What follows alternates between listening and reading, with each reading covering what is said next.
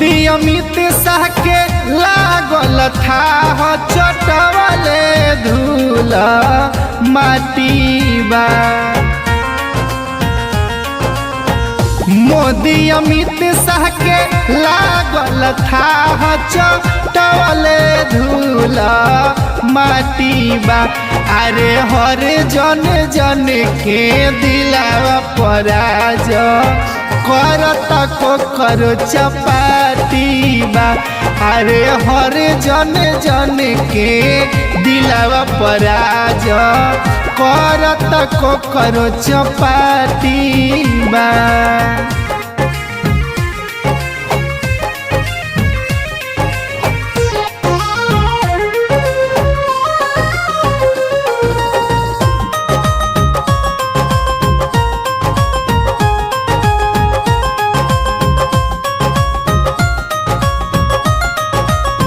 सारा भाजा पाई के पानी छोड़ाई बाजी मरले बा।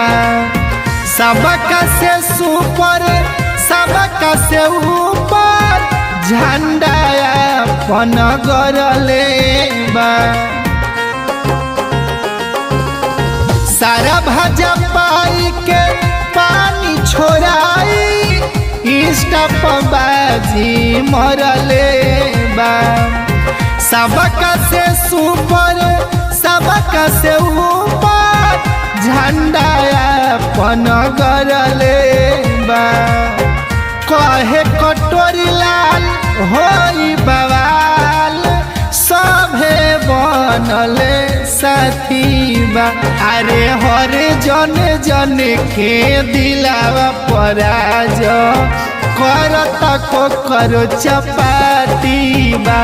अरे हर जन जन के दिलावा पराज करता को करो चपाती बा। मोदी अमित शाह के लागल था चटवले धूल माटी बा। अरे हर जन जन के दिलावा पराज करता को करो चपाती बा। अरे हर जन जन के दिलावा पराज करता को करो चपाती बा।